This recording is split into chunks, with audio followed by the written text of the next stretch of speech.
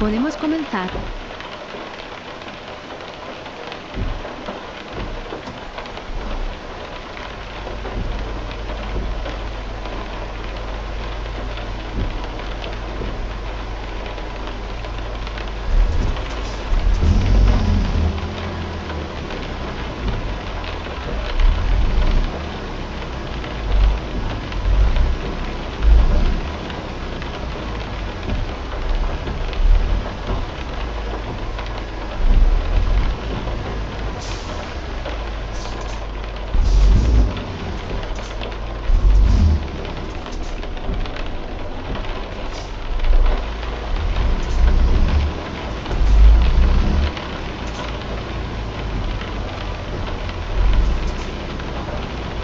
Gira a la izquierda.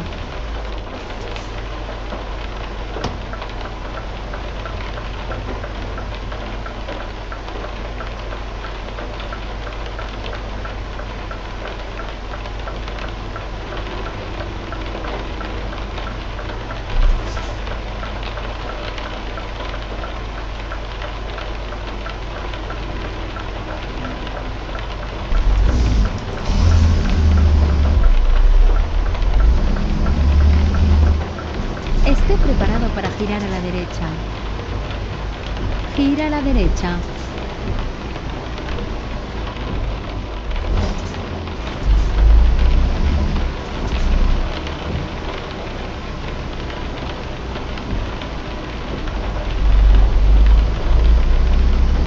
Esté preparado para girar a la derecha. Gira a la derecha.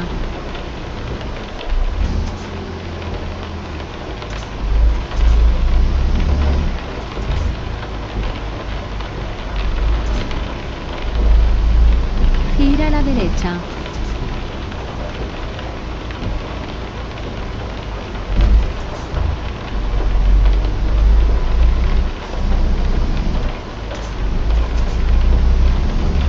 Continúe a la izquierda y vuelva a girar a la izquierda. Gira a la izquierda.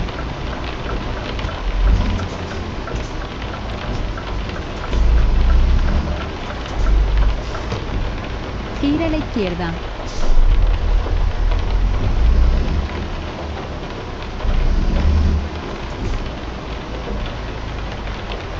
Has llegado a tu destino. Su guía de ruta ya está terminada.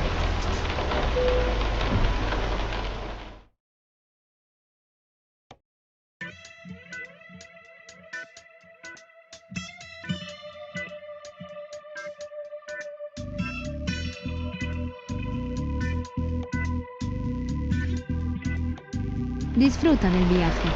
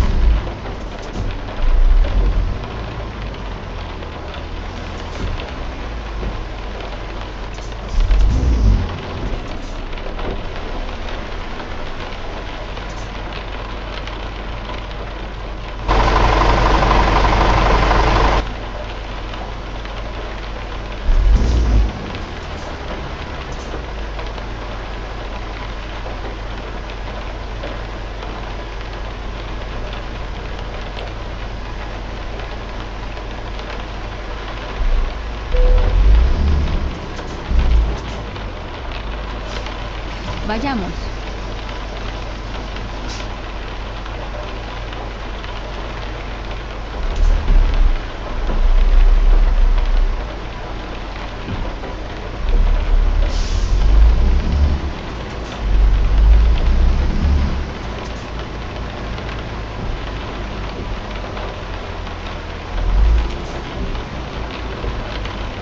Gira a la derecha.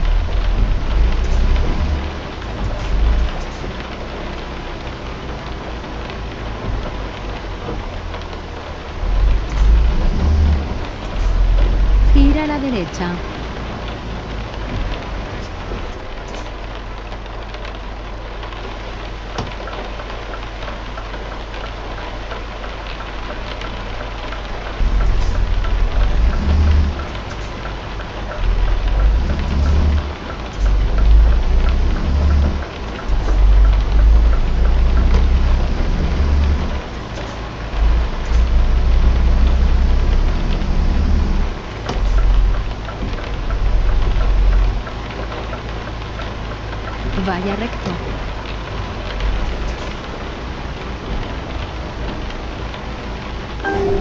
En el mes de abril de 1980 me encontraba en México, Distrito Federal.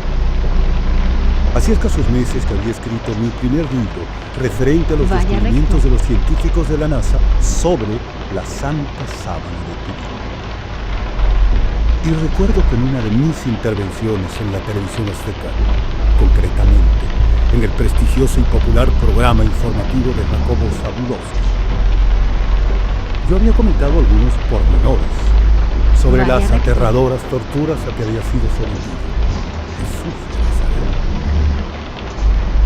Ante mi sorpresa, esa noche se registró un torrente de llamadas desde los puntos más dispares de la República e incluso desde Miami, California.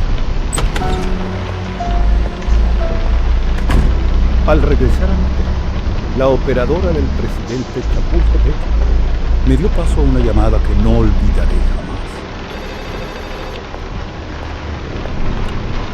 Esté preparado para girar a la derecha. Sí, soy yo. ¿Quién habla? Le he visto en el programa del señor Zabludovsky y me sentiría muy honrado si pudiera conversar con usted. No, usted dirá. Como habrá adivinado por mi acento, soy extranjero. Sinceramente, al escucharle me ha impresionado su interés por Cristo. Disculpe, ¿cómo me ha dicho que se llama? No, le he dicho que no. Y si usted me lo permite, dada mi condición de antiguo piloto de las Fuerzas Aéreas Norteamericanas, preferiría no darle el teléfono. Bien. Dígame usted. No sé cuál es su plan de trabajo en México, pero quizá pueda ser de gran interés para usted que nos veamos. Gira a la ¿Qué le derecha. No sé. ¿Dónde se encuentra usted? Le llamo desde el estado de Nevada. ¿Tiene previsto algún viaje a esta zona? No. No, francamente no, pero... ¿podría usted adelantarme algo? No. Créame, no puedo por teléfono. Es más, no deseo engañarle. Y le adelanto ya que en esa primera conversación, si es que llega a celebrarse, probablemente no saque usted demasiadas conclusiones. Sin embargo, insisto en que nos veamos. Acepto. ¿Dónde y cuándo nos vemos? ¿Puede usted desplazarse hasta Villahermosa? Yo estaré aquí hasta el sábado. ¿Conoce usted la ciudad? Sí, por supuesto. ¿Le parece bien el viernes? Un momento. Permítame que vea mi agenda. Muy bien. Creo que hay un vuelo que sale de México a primera hora de la mañana. ¿Dónde puedo ver? ¿Conoce usted el Parque de la Venta? El de las cabezas horneadas. Sí, lo conozco. Le estaré esperando junto al Gran Altar. ¿Pero cómo voy a reconocer? No se preocupe. Lo más probable es que yo lo reconozca primero. Está bien. De todas formas, llevaré un libro en las manos. Como guste. Entonces, hasta luego. Correcto. Muchas gracias por atender mi llamada. Ha sido un placer. Buenas noches.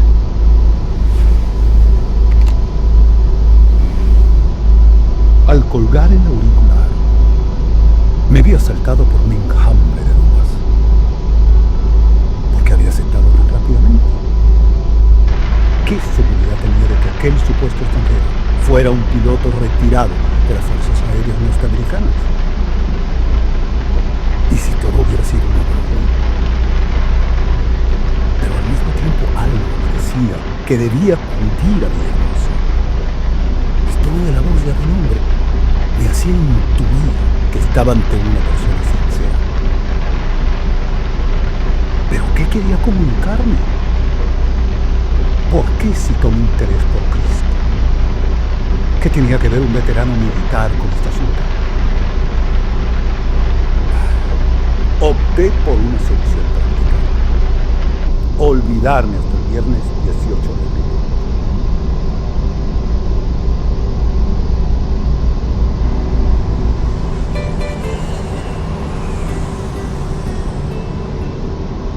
Aquel viernes 18 de abril de 1980, el avión que me llevó a Tabasco Mantente a la izquierda. aterrizaba sin contratiempos. Y mientras avanzaba en el aeropuerto, me fui fijando en las personas que aguardaban en el lugar. ¿Estaría allí el misterioso comunicante? A las 11:15 de la mañana me encontraba frente al gran altar triunfal. Mi única compañía la formaban mis pensamientos y aquella loca algarabía del sinfín de pájaros multicolores que relampagueaba entre las copas de los corpulentos guayacanes, parotas y cedros. ¿Pero dónde está el maldito yanqui? La sola idea de que pudiera tomar el toro me desarmó. Sin embargo, en Mantente a la un izquierda. intento por tranquilizarme, me dije que quizá me había adelantado.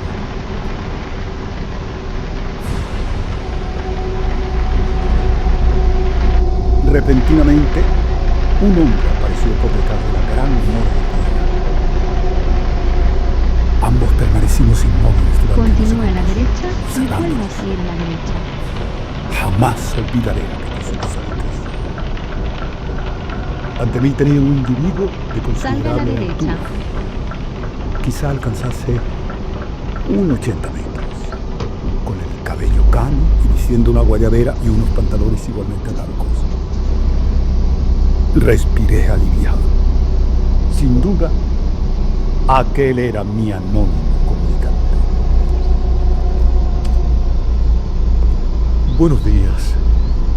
¿Es usted JJ Benítez? Asentí y estreché su mano. Suelo dar gran importancia a este gesto. Me gusta la gente que lo hace con fuerza. Aquel apretón de manos fue sólido, como el de dos amigos que se encuentran después de largo tiempo. Le agradezco que haya venido. Creo que no se arrepentirá de haberme conocido. Conozco un restaurante donde podemos conversar. ¿Tiene hambre?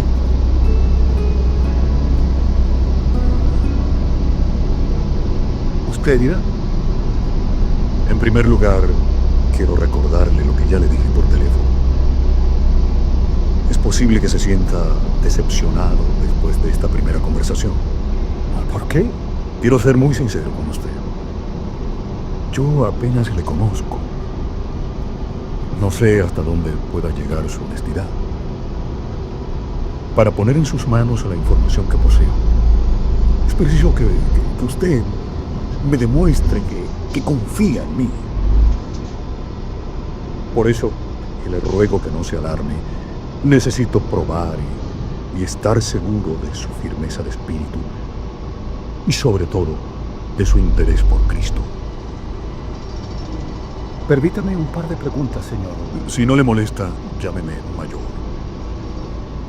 Por el momento y por razones de seguridad, no puedo decirle mi verdadero nombre. Está bien, mayor. Vayamos por partes. En primer lugar, usted dice ser un oficial retirado de las Fuerzas Aéreas Norteamericanas. ¿Estoy equivocado? No, no lo está. Segunda pregunta. ¿Qué tiene que ver mi interés por Cristo con esa información que usted dice poseer? Cuando usted conozca la naturaleza de esa información, comprenderá mis precauciones. Es preciso que, antes que eso suceda, yo esté convencido de que usted, o la persona elegida, será capaz de valorarla y sobre todo de que hará un buen uso de ella. No termino de entender por qué se ha fijado en mí. ¿Cree usted en la casualidad? Sinceramente no. Cuando le vi en televisión, hubo una frase suya que me impulsó a llamarle. Usted tuvo el valor de reconocer públicamente que ahora, a partir de sus investigaciones sobre los descubrimientos de los científicos de la NASA, había descubierto a Jesús de Nazaret. Usted no parece avergonzarse de Cristo. ¿Y por qué iba a ser si de verdad creo en él? Eso fue lo que usted transmitió a través del programa. Y eso, ni más ni menos, eso es lo que yo busco. Disculpe, pero ¿es usted miembro de alguna secta religiosa? Vivo solo y retirado. Soy creyente. Y no puede sospechar usted hasta qué punto. Sin embargo, he huido de cualquier tipo de iglesia o grupo religioso. Tenga la seguridad de que no se encuentra ante un fanático. Mantente a la izquierda. Creí percibir unas gotas de tristeza o melancolía en algunas de sus palabras. Hoy, al recordarlo y conforme fui desentrañando el enigma del mayor norteamericano, no puedo evitar un escalofrío de emoción y profundo respeto por aquel hombre. ¿Dónde vive usted? En el Yucatán. ¿Puedo preguntarle por qué vive solo y retirado? ¿Tiene algo que ver con esa información que usted conoce? A eso puedo responderle con un rotundo sí. ¿Y qué desea que haga? El mayor extrajo de uno de los bolsillos de su guayabera una pequeña y descolorida libreta azul. Escribió unas palabras y me extendió la hoja de papel. Se trataba de un apartado de correos en la ciudad de Chichén Itzá, en el mencionado estado de Yucatán. Quiero que sigamos en contacto. ¿Puede escribirme a ese apartado? Sí, naturalmente, pero es preciso que recto. Ponga a prueba su sinceridad. Le suplico que no se moleste. Solo quiero estar seguro. Aunque ahora no lo comprenda, yo sé que mis días están contados. Y tengo prisa por encontrar a la persona que deberá difundir esta información. ¿Está usted diciéndome que sabe que va a morir? Mire, perdone, pero no. No se disculpe. Morir no es bueno ni malo. Si se lo he insinuado ha sido para que usted sepa que ese momento está próximo y que en consecuencia... No está usted ante un bromista o un loco. ¿Y cómo sabré si usted ha decidido o no que yo soy la persona adecuada? Aunque espero que volvamos a vernos en breve, no se preocupe. Sencillamente lo sabrá. Ay, no puedo disimularlo más. Usted sabe que yo investigo el fenómeno ovni. Lo sé. Entonces, ¿puede aclararme al menos si esa información tiene algo que ver con esas astronaves? Lo único que puedo decirle es que no. 2 horas más tarde, con el espíritu encogido por las dudas, desconcertado, despegaba de Villahermosa rumbo a la Ciudad de México. Yo no podía imaginar entonces lo que me deparaba el destino.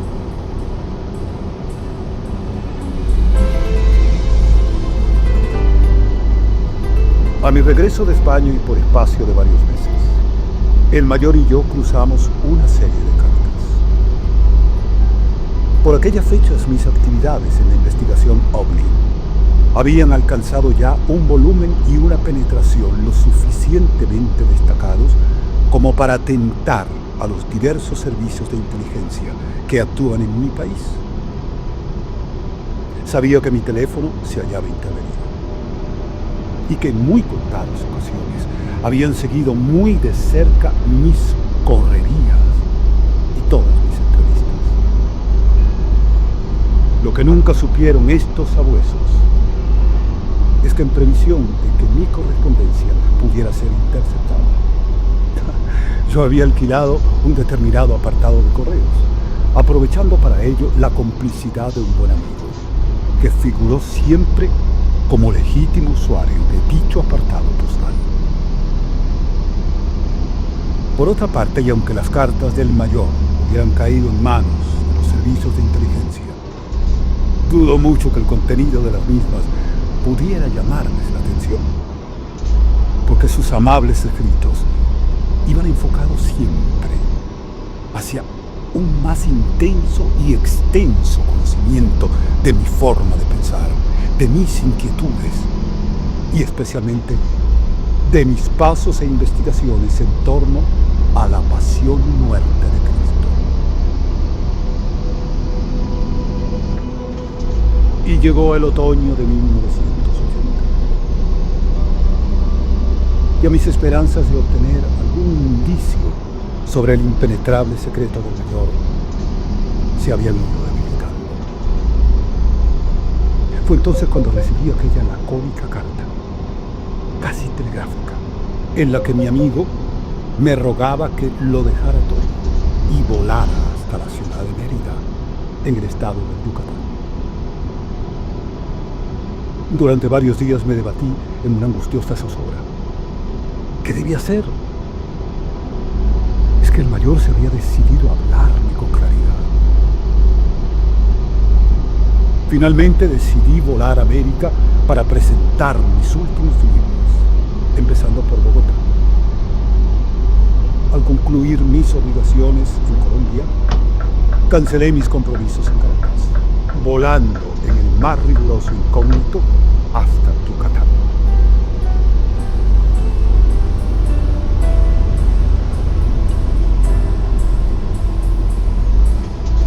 Al cruzar la aduana y antes de que hubiera tiempo de buscar al mayor, di de pronto con un cartel en el que había sido escrito mi primer apellido. Lo sostenía un hombre recio, de espeso bigote negro, tez bronceada, que se identificó como Laurencio. El mayor no ha podido venir a recibirle. Si no le importa, yo le conduciré hasta él. El mayor está enfermo. ¿Y dónde se encuentra? Lo siento, pero no estoy autorizado para decírselo. Él me ha enviado a recogerle y yo... No tengo nada contra usted, Laurencio. Es más, le agradezco que haya venido a recibirme, pero si usted me dice dónde está el mayor, yo iré por mis propios medios. Es que mis órdenes... No se preocupe. Dígame dónde me espera el mayor y yo iré a su encuentro. ¿Conoce Chichén Itzá? Sí. El mayor me ordenó que lo llevara hasta el cenote sagrado. Usted deberá estar allí a las 4. A las 4 en punto, a paso ligero y con el corazón en la boca, dejé atrás la Vaya impresionante pirámide de Kukuja y la plataforma de Venus, adentrándome en la llamada Vía Sagrada, que muere precisamente en un cenote u olla de casi 60 metros de diámetro y 40 de profundidad. Allí distinguí a 2 personas sentadas al pie de una frondosa acacia desflorecida. Continúe a la derecha y vuelva a salir a la derecha. Al verme, una de ellas se incorporó. Era Laurencio. Luego observé a la segunda persona. Salga a la derecha. Era el mayor, pero con 20 años más de los que aparentaba cuando lo conocí en Villahermosa. Avancé lentamente mientras Laurencio le ayudaba a incorporarse. El mayor extendió entonces sus largos brazos y, sin saber por qué, dejándome arrastrar por mi corazón, nos abrazamos. Querido amigo. Sus penetrantes ojos, ahora hundidos en un rostro cadavérico, se habían humedecido. Algo muy grave, en efecto, había minado su antigua y gallarda figura. Su cuerpo aparecía encorvado y reducido a un manojo de huesos, bajo una piel reseca y salpicada por corros marrones de melanina. Una barba blanca y descuidada marcaba aún más su decadencia.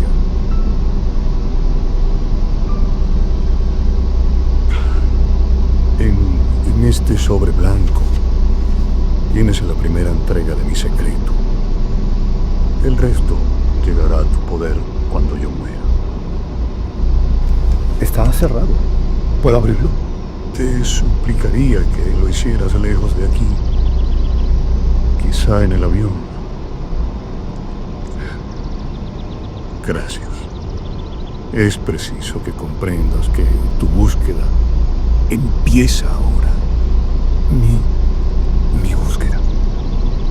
¿Pero de qué? Solo te pido que sigas creyendo en mí y que empeñes todo tu corazón en descifrar la clave que te conducirá a mi legado. No, sigo sin comprender. No importa. Ahora, antes de que nos abandones, tienes que prometerme algo. Prométeme que, ocurra lo que ocurra, jamás revelarás mi identidad. Vaya recto. Lo prometo. Gracias, otra vez. Que Dios te bendiga.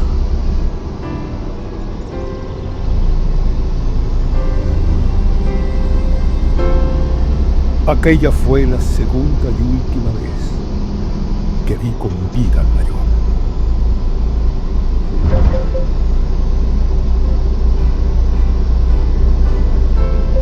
Al regresar a España, y mientras mi avión sobrevolaba los cráteres del Popocatépetl, tomé en mis manos el misterioso sobre que me había dado el norteamericano. Lo palpé lentamente y con sorpresa adiviné algo duro en su interior.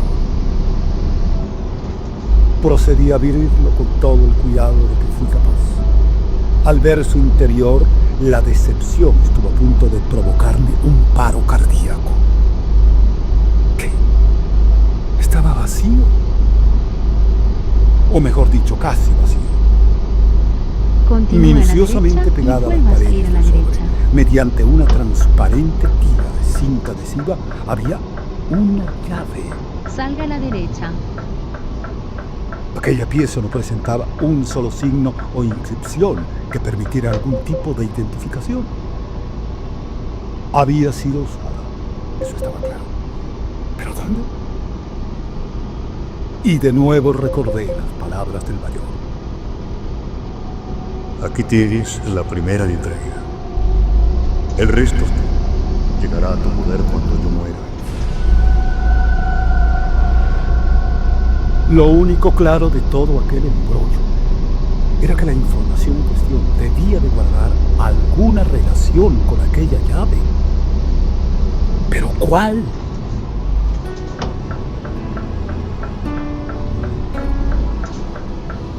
Durante la primavera y el verano de 1981, las cartas del mayor Vayamos a buscar una nueva ruta. fueron distanciándose cada vez más en el tiempo. Finalmente es el mes de julio y con la consiguiente alarma por mi parte, el fiel Laurencio fue el encargado de responder a mis escritos. El mayor ha entrado en un profundo estado de postración. Apenas puede hablar.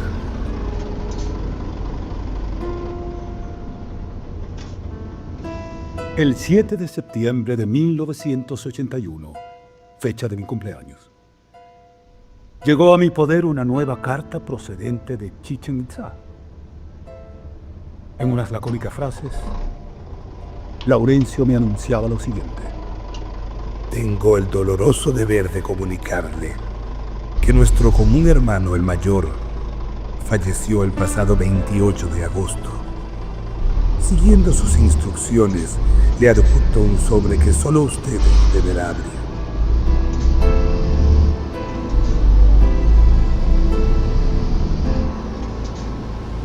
Aquella misma tarde, con el ánimo encogido, conduje mi automóvil hasta los acantilados de Punta Galea. Y allí, frente al azul y manso Cantábrico, recé por el mayor. Allí mismo, en medio de la soledad, quebré el lacre que protegía el sobre y extraje su contenido. Extrañamente, en contra de lo que yo mismo hubiera imaginado semanas atrás, en aquellos instantes mi alocada curiosidad y el desenfrenado interés por desentrañar el misterio del mayor pasaron a un segundo plano. Durante más de 2 horas, la ansiada segunda entrega permaneció casi olvidada sobre la asiento contiguo de mi coche. La carta que aparecía firmada con sus nombres y apellidos era en realidad una postrera recomendación para que procurara mantenerme en el camino de la honradez y del amor hacia mis semejantes, y que para llegar a la información que tanto deseaba, debería primero descifrar la clave que me apuntaba en hoja aparte, y me rogaba que hiciera un buen uso de dicha información. Mi deseo es que con ella puedas llevar un poco más de paz a cuantos, como tú y como yo, estamos empeñados en la búsqueda de la verdad. Se trataba de un total de 5 frases que a primera vista resultaban absurdas e incongruentes. El centinela que vela ante la tumba te revelará el ritual de Arlington. Llave y ritual conducen a Benjamín. Abre tus ojos ante John Fitzgerald Kennedy. El hermano duerme en 44W. La sombra del níspero le cubre el atardecer. Pasado y futuro son mi legado.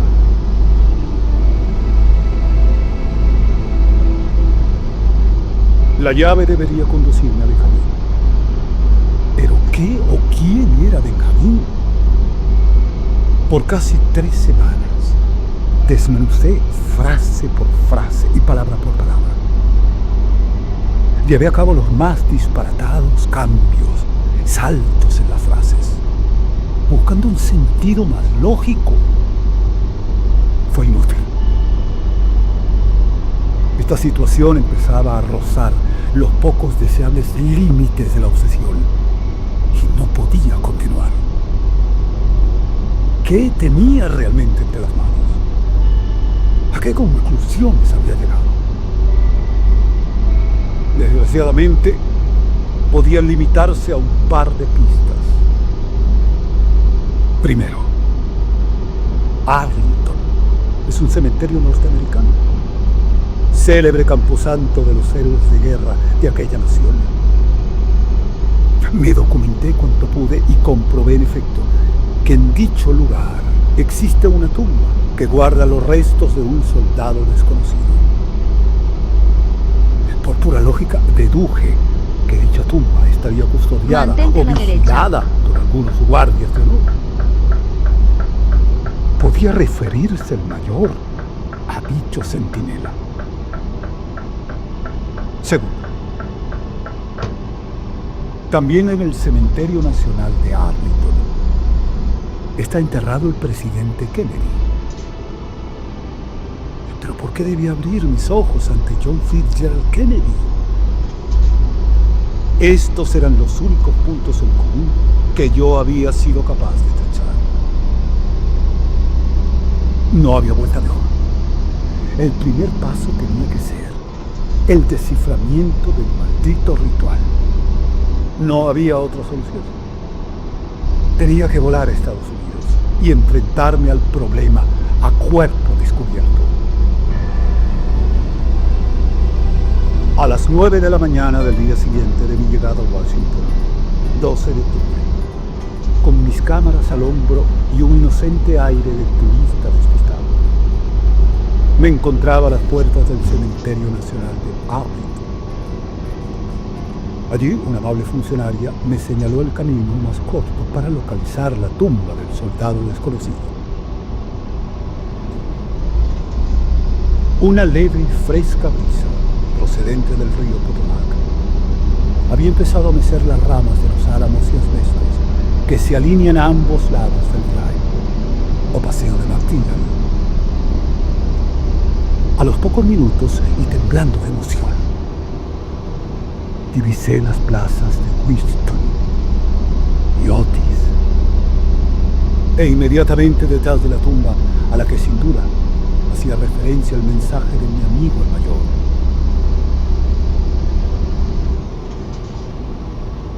aislado por una cadena la pequeña explanada de grandes rosas en las que se encuentra el gran mausoleo de mármol blanco, en el que reposan los restos de un soldado norteamericano caído en los campos de batalla de Europa, y otras 2 sepulturas, a derecha e izquierda del anterior, en las que fueron inhumados otros 2 soldados desconocidos, muertos en la Segunda Guerra Mundial y en la de Corea, respectivamente. Allí estaba el centinela, el único que monta guardia permanentemente en Arlington. Y en mitad de mi caos mental, Vaya recordé recto. la primera frase del mayor. El centinela que vela ante la tumba te revelará el ritual. Después de 2 horas de observación, con los ánimos algo más reposados, saqué mi cuaderno de bitácora y comencé una frenética anotación de cuanto había sido capaz de percibir. El centinela era relevado cada hora. La verdad es que conforme iba escribiendo, muchas de aquellas observaciones me parecieron ridículas. Pero donde no estaba en condiciones de despreciar ni el más mínimo de los detalles, observo que el centinela, al llegar al final de su corto y marcial desfile ante las tumbas, cambia siempre el arma de hombro. Curiosamente, el fusil nunca parece enfrentado al mausoleo. ¿Pero qué tenía que ver todo aquello con el dichoso ritual? El corto paseo del soldado frente a los sepulcros discurría monótona y silenciosamente. Un tanto aburrido, ya hacia las 3 de la tarde, hambriento, medio derrotado, cansado. Me dio por contar cada uno de los pasos del centinela, cada una de sus zancadas.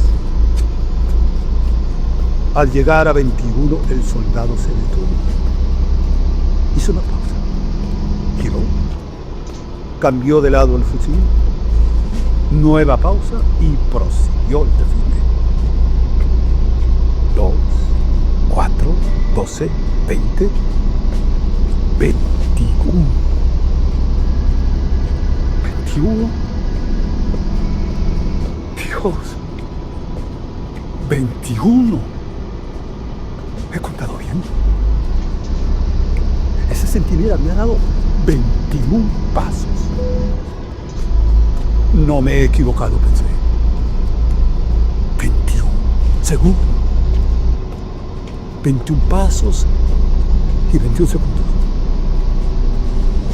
¿Pero qué significaba todo aquello? ¿Se trataba acaso de una casualidad? El centinela que vela ante la tumba te revelará el ritual de Arlington.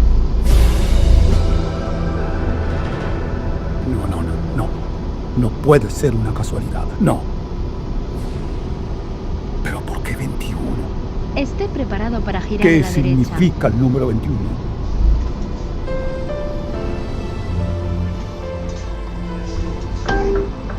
A la mañana siguiente y después de una noche prácticamente entera, me uní a la comitiva de periodistas.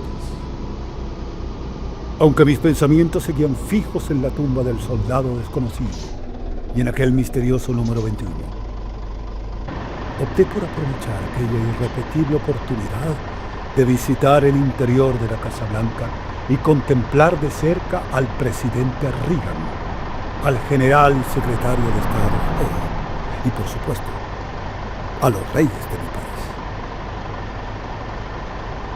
A las 10 en punto, y coincidiendo con la llegada de don Juan Carlos y doña Sofía, las baterías Gira a la situadas derecha. a un centenar de metros atronaron el espacio con las salvas de ordenanza. Alguien a mi espalda había ido llevando la cuenta de los cañonazos, llegando a contar hasta 21. Y le pregunté al periodista si es que son 21. Y me respondió que es el saludo ritual 21 salvas. Continúe a la derecha y vuelva a girar a la derecha. Al regresar al Hotel Marriott, tomé el teléfono, dispuesto a solventar mis dudas de un plumazo. Gira a la derecha.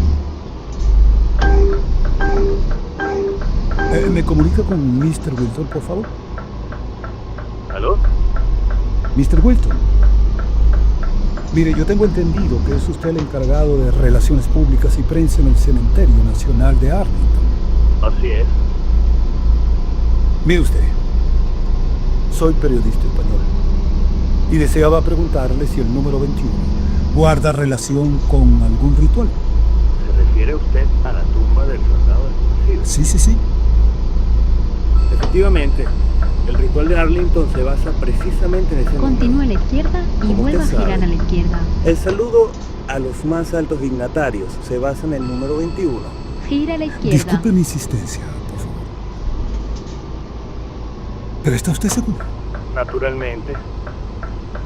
Bien. Gracias. Llave y ritual conducen a Benjamín. La frase del mayor empezaba a tener cierto sentido. Estaba claro que mi llave y el número 21 guardaban una estrecha relación y que si era capaz de descubrir quién o qué era Benjamín, parte del misterio podría quedar al descubierto. Pero ¿por dónde debía empezar? Aquella pequeña llave tenía que abrir algo. Podía haber guardado el mayor su información en algún banco o en un apartado postal. Se trataba, por el contrario, de una taquilla en algunos de los servicios de consigna en una estación de ferrocarril. Solo había un medio para descifrar a Benjamín: armarse de paciencia y repasar una por una las guías de teléfonos, de correos y de ferrocarriles de Washington.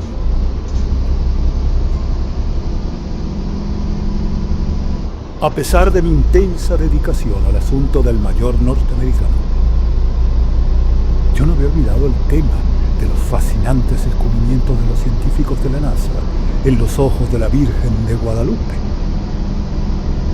Nada más pisar los Estados Unidos, una de mis primeras preocupaciones fue llamar a México y averiguar si el doctor Aste Tonsman, uno de los más destacados expertos, se hallaba en el Distrito Federal. Y antes de que pudiera arrepentirme, me embarqué rumbo a México.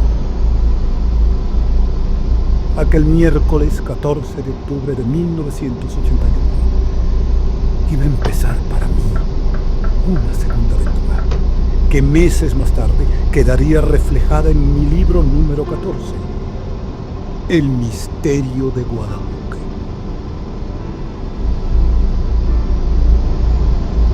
A mí no se le ocurrían estas cosas. Durante horas había permanecido ante la tumba del presidente Kennedy, Mantente a la derecha. incapaz de atisbar el secreto de aquella tercera frase en la clave del mayor. Abre tus ojos ante John Fitzgerald Salga a la Kennedy. derecha. Pues bien, mis ojos se abrieron a 10.000 metros de altura. Y cuando me hallaba a miles de kilómetros de Washington, contando las letras del nombre del presidente norteamericano, comprobé que sumaba 21. Esto confirmó mis sospechas. El mayor tenía que haber guardado su secreto Gira a la en algún izquierda. depósito o recinto estrechamente vinculados con dicha cifra. Y obviamente con la llave que me había entregado en Chichén Itzá.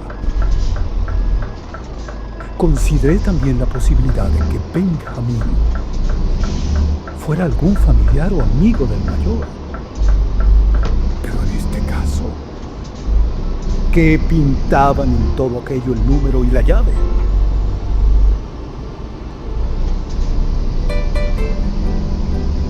Un año después, en diciembre de 1962, al retornar a México, con motivo de la presentación de mi libro, El misterio de la Virgen de Guadalupe,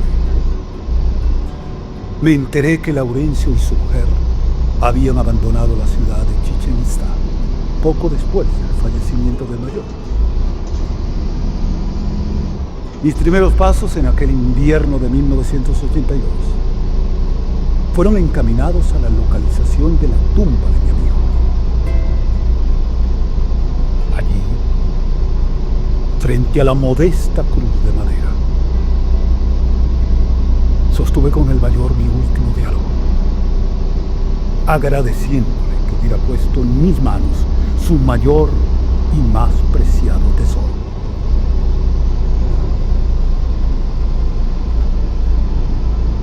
Cuando volví a pisar nuevamente Washington, mi primera preocupación fue Benjamín. Llave y ritual conducen a Benjamín. Llave y ritual conducen a Benjamín. Esta segunda frase en el código cifrado del mayor fue una cruz que me atormentó durante 4 días. En ese tiempo me dediqué a la revisión de las guías telefónicas de la capital federal, así como en las correspondientes visitas a las estaciones del ferrocarril, central de correos y los aeropuertos. Los servicios de consigna de las estaciones fueron tachados de mi lista por la diferencia entre las llaves utilizadas en dichos depósitos y la que obraba en mi poder. Por su parte, los aeropuertos carecían de semejantes taquillas, por lo que mi interés terminó por centrarse en las cajas de seguridad de los bancos y en los apartados postales. En el caso de los bancos, ninguno tenía de referencia el nombre de Benjamín. Y además, por motivos de seguridad, yo no iba a tener acceso a la caja de seguridad de ninguna entidad financiera.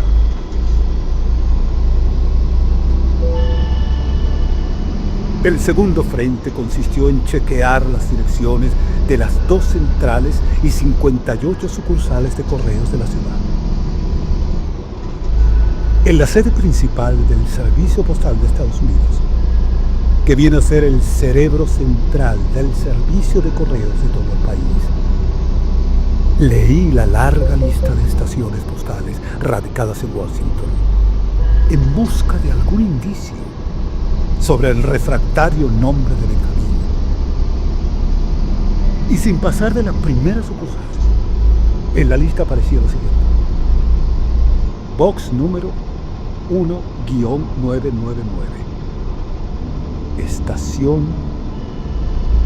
Benjamín Franklin, Washington, D.C. 20044. Salté de 3 en 3 las escalinatas de la gigantesca estación del Servicio Postal norteamericano y me colé como un meteoro en el primer taxi En la que rotonda acertó a coja la pasar. segunda salida. Eran las 12 del mediodía del 4 de noviembre de 1981.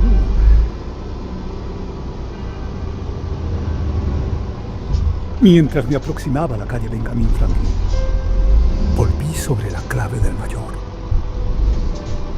Ahora empezaba a ver claro.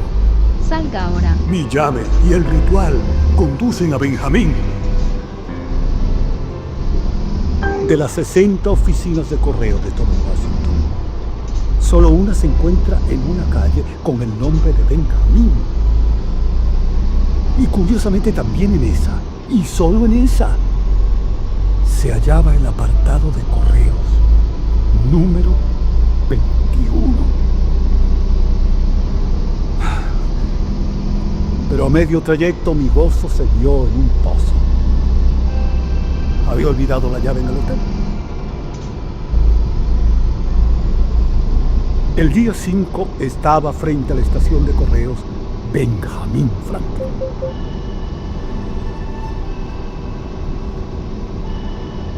Al situarme frente al apartado número 21, pasé la llave a mi mano izquierda y en un gesto mecánico sequé el sudor de la palma derecha contra la pana de mi pantalón gris. Volví a respirar lo más hondo posible y recobré la pequeña llave, llevándola temblorosamente hasta la cerradura. Tanteé el orificio con la punta de la llave. El corazón brincaba sin piedad.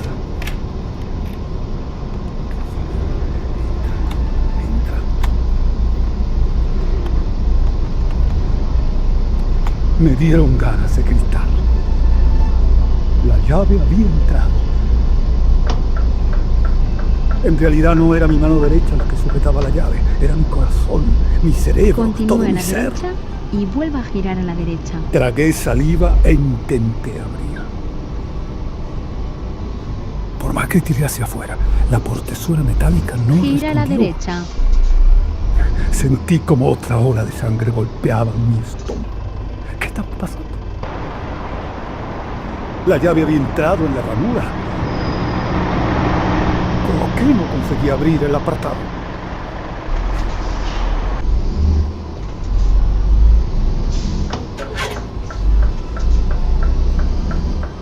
Me hubiera gustado poder detener el tiempo. Después de tantos sacrificios, angustias y quebraderos de cabeza, ahí estaba yo, a las 10 y 15 del jueves, 5 de noviembre de 1981, a punto de esclarecer el misterio del mayor. Alargué la mano y tanteé la superficie metálica del casillero. En la semipenumbra medio adiviné la presencia de un par de bultos. Estaban al fondo del estrecho nicho rectangular. Al palparlos, los identifiqué con algo parecido a tubos o cilindros. Extraje uno y vi que se trataba de una especie de cartucho de cartón de unos 30 centímetros de longitud, perfecta y sólidamente protegido por una funda de plástico o de papel plastificado. Su peso era muy liviano. No presentaba inscripción. Esté preparado para girar a la izquierda. Excepción hecha de un pequeño número. Un 1 dibujado en negro sobre una pequeña etiqueta blanca, pegada o adherida a su vez sobre una de las caras circulares del cilindro. Gira a la izquierda. Y me apresuré a sacar el segundo bulto. Era otro cilindro, gemelo al primero, pero con un 2 en otra de sus caras. Un 2. Esté preparado para girar a la derecha. De pronto comencé a experimentar una extraña prisa. Tuve la intensa sensación de que era observado. Gira a la derecha. Pero aún así, introduje nuevamente la mano en el apartado, tropezando con un sobre, sin examinarlo siquiera. Procedí a guardarlo y cerrar la puerta, aparentando Esté naturalidad. preparado para girar a la guardé llave izquierda. y me dirigí a la salida de la estación. Gira Algo a la más izquierda. sosegado, suponiendo que aquel presentimiento podía deberse a mi excitación. Crucé el umbral, alejándome de la Se oficina acabó. de correos.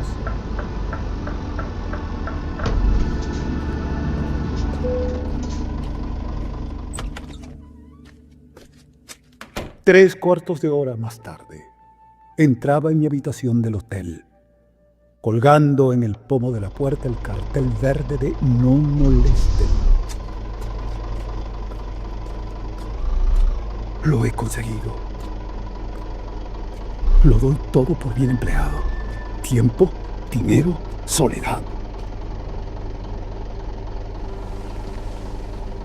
Me dejé caer sobre el entarimado. Y como si se tratase de una película, fui recordando los pasos que había seguido en aquellos meses. Pero finalmente la curiosidad se impuso y rasgué el sobre. En el exterior no había una sola palabra o indicación. Nada más sacar la hoja de papel que contenía, identifiqué la letra picuda y agitada del mayor. Estaba fechada 7 de abril de 1979 en Washington, D.C. En ella simplemente hacía constar que su hermano, en el gran viaje, había fallecido 2 años atrás, en 1977, y que siguiendo los impulsos de su propia conciencia, ese mismo 7 de abril de 1979, daba por concluido el diario de dicho viaje. El breve mensaje finalizaba con las siguientes palabras: Solo pido a Dios que nuestro sacrificio pueda ser conocido algún día y que lleve la paz a los hombres de buena voluntad, de la misma forma que mi hermano y yo tuvimos la gracia de encontrarla. Al pie de la nota, el mayor suplicaba que la persona que tuviera acceso al diario y a la presente misiva respetaría el anonimato de ambos. Por esta razón he suprimido la identidad de la persona a la que hace mención el mayor, denominándole hermano suyo. Puedo aclarar, eso sí, que no se trata en realidad de un hermano de sangre, sino de una calificación puramente Gira a la espiritual. izquierda. Mi primera Gira a reacción la derecha. al leer la esquela fue consultar la clave. Aquella confesión del fallecido oficial de las Fuerzas Aéreas Norteamericanas parecía encajar de lleno en la cuarta y no menos misteriosa frase. El hermano duerme en 44W. La sombra Vaya del recto. níspero le cubre al atardecer. De nuevo brotó en mí el nombre de Arnold. Sí. Ahora sí puede tener sentido. Ahora empiezo a comprender. Había que visitar de nuevo el cementerio. Pero las sorpresas no se habían terminado en aquel imborrable jueves. Antes de proceder a la solemne apertura de los cartuchos de cartón, coloqué el sobre junto a los cilindros y los Esté fotografié preparado para girar a la placer. izquierda.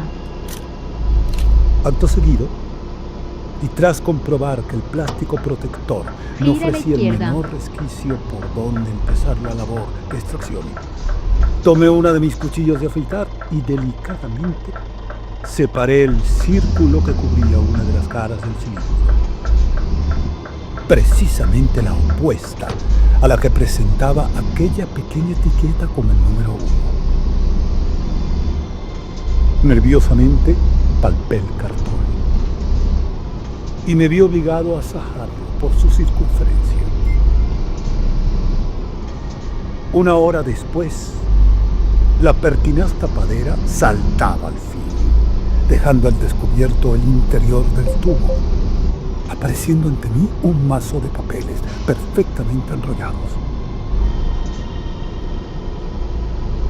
Habían sido introducidos en una funda de plástico transparente, herméticamente grapada por la parte superior. Con una excitación difícil de transcribir, eché una primera ojeada a los documentos. Comprobé que habían sido mecanografiados a un solo espacio y en lo que nosotros conocemos como papel Biblia. Cada folio había sido firmado, rubricado en la esquina inferior izquierda por el mayor. El texto en inglés me arrebató desde el momento en que fijé mis ojos en él. Y creo que no hubiera podido despegarme de su lectura de no haber sido por aquella inesperada llamada telefónica. Señor Benítez, Sí, soy yo. Dígame. 2 señores preguntan por usted. Están aquí. 2 señores. ¿Y quiénes son? Uno de ellos afirma ser del FBI. Bueno, ahora Esté mismo preparado bajo. para girar a la derecha. ¿El señor Benítez? No se preocupe. Se trata de una simple... Por teléfono me han dicho que uno de ustedes es agente del FBI. Gira a la derecha. Podría ver sus credenciales.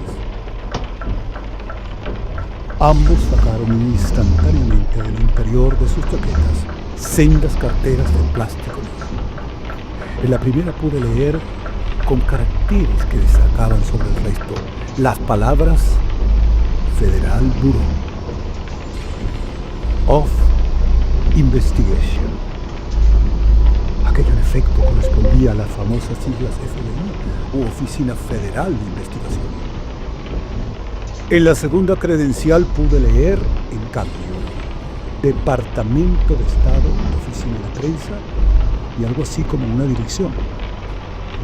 Recomputando. 2201 C Street, Washington, En la D.C. rotonda coja la Y primera un número que salida. empezaba por Salga ahora. 632. Muchas gracias.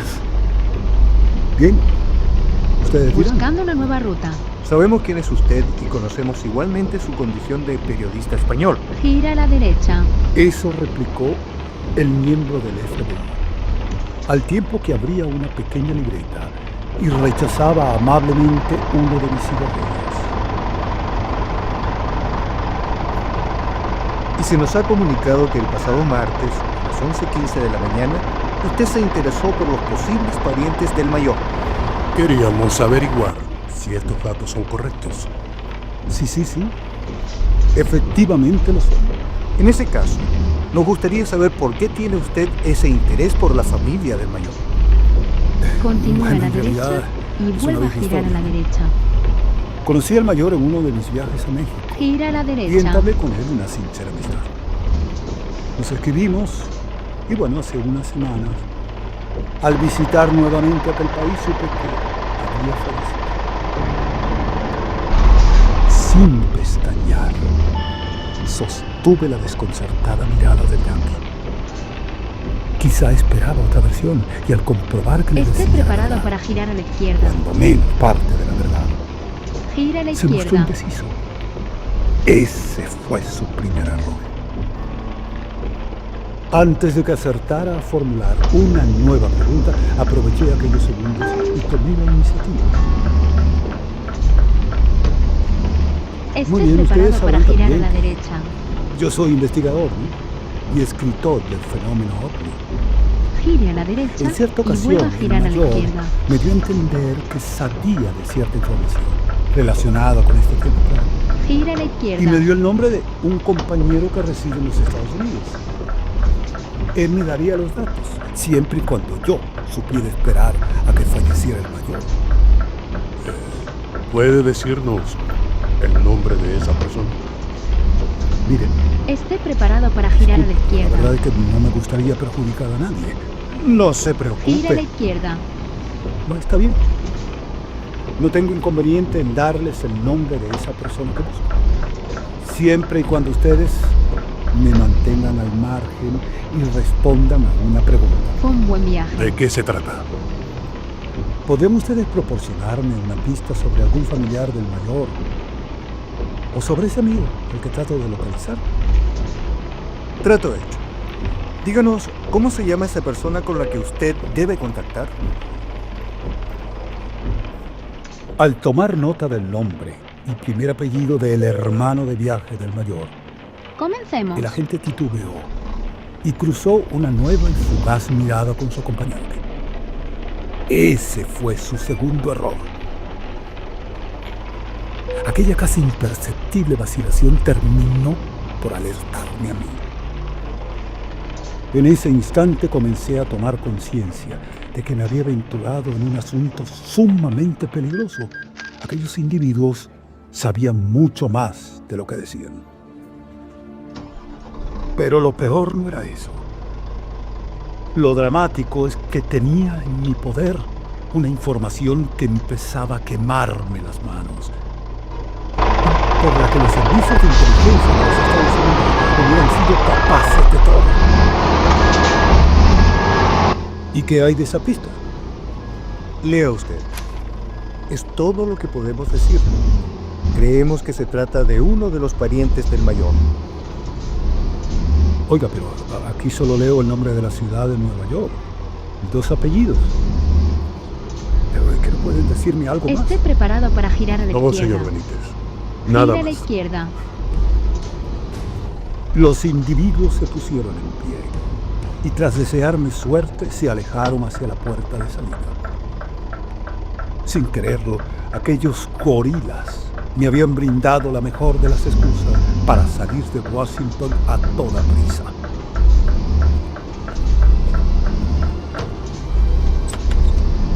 Antes de cerrar la puerta de mi habitación, volví a colgar el anuncio de no molesten y eché la cadena de seguridad.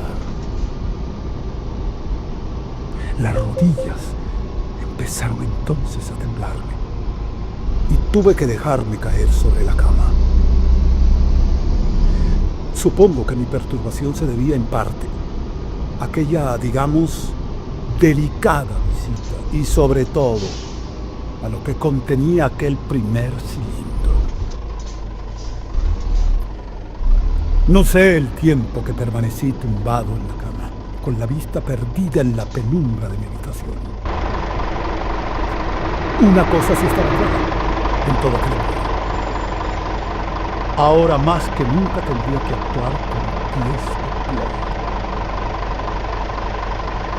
Si el FBI había tomado cartas en el asunto, era porque, lógicamente, estaba al corriente del gran viaje que habían realizado el mayor y su hermano. Y desde luego los servicios de inteligencia norteamericanos no estaban dispuestos a que aquella información secreta se filtrara a la prensa. Salté de la cama. Me dispuse a poner en práctica la última fase de Noah. La visita al Cementerio Nacional de Arlington. Si el FBI y el Departamento de Estado, que sabían muy bien del fallecimiento de los 2 veteranos de las Fuerzas Aéreas norteamericanas, seguían creyendo que yo solo trataba de localizar al amigo del mayor, quizá mi salida del país fuera más fácil de lo previsto.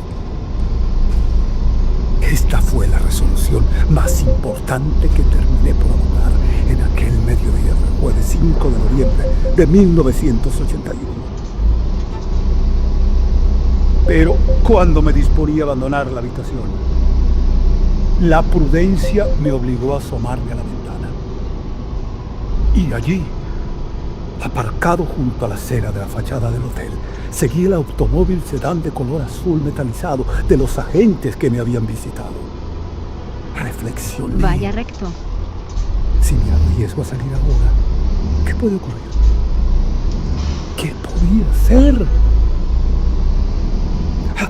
De pronto me vino a la memoria la escalera de incendios del hotel que conducía directamente a una calle estrecha, poco transitada. Me preparé para la fuga.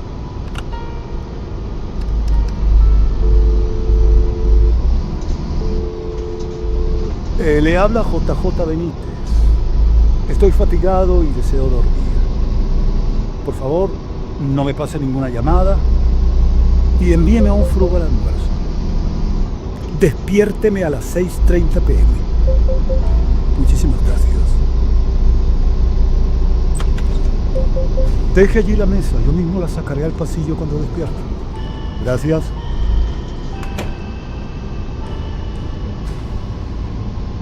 Si como yo sospechaba, los responsables del hotel tenían órdenes de vigilar y comunicar mis entradas y salidas, esta podría ser una buena coartada.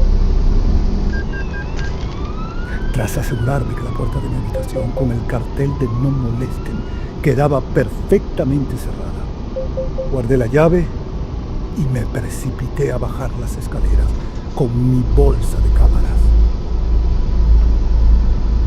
Luego de una exhaustiva exploración de la calle, sin tener certeza a qué distancia me hallaba del pavimento, tragué saliva, pegué fuertemente la bolsa con mi equipo fotográfico en mi cuerpo y salté. En la rotonda, coja la tercera salida.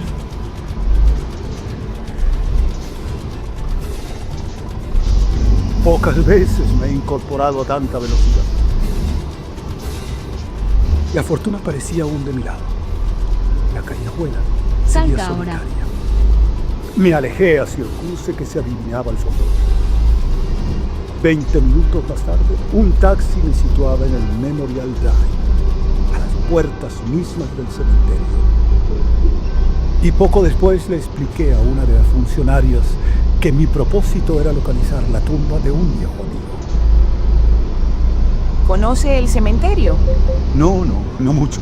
Bien, es fácil. Nosotros estamos aquí. En este sector hallará la lápida. Si va a pie son 10 minutos. Perfecto. Muchas gracias. Mientras caminaba hacia el punto indicado en el plano, mi excitación fue en aumento.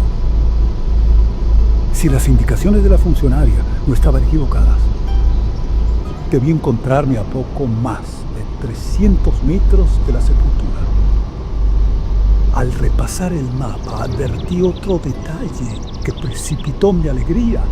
Las coordenadas 44 y W confluían donde se matemáticamente en aquella área de la sección 43. Esto despejaba la primera parte de la cuarta frase de la clave del mayor. El hermano duerme en 44W. El pequeño sendero me condujo hasta una pradera en la que se alineaban cientos de lápidas blancas. Consulté el número de la tumba y tras varios paseos por el cuidado césped, el nombre y apellidos del también oficial de las Fuerzas Aéreas Norteamericanas surgieron ante mí, casi como un milagro. Una pequeña cruz encerrada en un círculo había sido grabada, como en el resto de las sepulturas, en la parte superior de la piedra. Debajo, la identidad del fallecido, su graduación, el ejército al que había pertenecido y las fechas de su nacimiento y muerte. Eso era todo. Entonces sentí una mezcla de rabia y tristeza. Aquel hombre, al igual que mi viejo amigo el mayor, había sido inhumado sin una sola alusión de la fascinante misión que había llevado a cabo en vida.